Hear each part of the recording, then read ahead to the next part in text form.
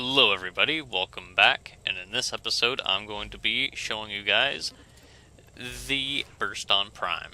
Now, I'm pretty sure I've used it in past episodes before, but I never really talked about it at all. But we have the damage right over here. As you can see, it does primarily slash damage, but the puncture and impact damage are pretty respectable too, and those two stats are equal.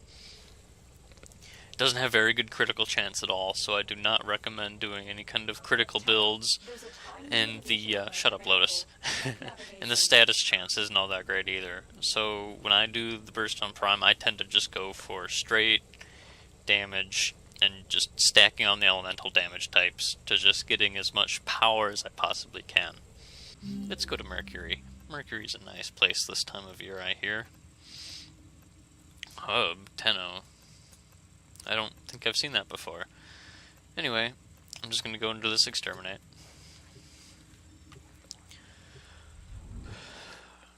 Prepare to unleash the power of the Burston Prime. And we're going to skip this intro because it's boring and I've only seen it a couple dozen times. And wooka-chow! Oh, there's actually a guy down here. Hi there. Alright. Yeah, I got my Reaper Prime. I showcased that in the previous episode. I'm really starting to love it. Even more than I did when I did that episode. But yeah, this is all about the Burston Prime. It's a 3-round burst. It fires in very quick succession, as you can see. Just very quick. So the grouping is really nice. Accuracy's quite high. In my experience, even on higher levels, it will still take them out in 1, maybe 2 volleys if it's really high level. It kind of struggles against the heavy gunners, as you know, it does mostly slash, and slash it still can do a fair amount of damage to the smaller guys, but you know, heavy gunners are like a different type of armor than these guys, so it's not as effective. But I mean, it still does alright against the heavy gunners and those people. But see, it is just completely shredding the regular Grineer Lancers. It's like, GG guys, you don't stand a chance. Why don't you just lay down? You don't even have a name tag. Austin Powers references everywhere. But yeah, Burston Prime right now is level 5. I've formed it a few times. All I have on here is just Serration. There are no other mods currently attached on here. It is just pure Serration. So you're not seeing anything super fancy with the loadout. And granted, these Grineer are low level, but it scales up incredibly well, this weapon. You can't go wrong with it. You can't go wrong with most Prime weapons, really. Just that there's a different flavor with the various different Prime weapons.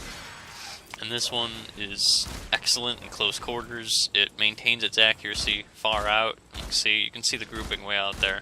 It isn't bad. Like, see, I just picked that guy off. That guy took a couple bursts just because I kind of derped out, but you get the picture. It is overall a very solid combat rifle. It will serve you quite well. And it's definitely one of my favorites. It's one of my go-to rifles. Once I have it ranked up to 30, it's usually one of the last weapons I forma, just because I like to keep it for the higher level missions.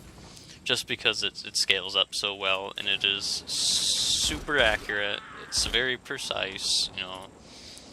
It does the job, and it does the job well, assuming you can hit them. Bam. Bam. Yeah, see? And because it does decent, it's decent in all damage types, you can use it against any faction. I mean, the slash type damage is the highest, not by a whole lot. So you could say it is a little bit better against Infested compared to Corpus and Grineer, but in no way, shape, or form is it bad against the other two factions. It is definitely a must-have if you're looking to expand your collection of combat rifles, and yes, totally worth it. You should totally get it. Well, that's it for this video. Thank you all very much for watching. Don't be afraid to check out some other videos on my YouTube channel. This is Ryan from Stromboli Games, signing off.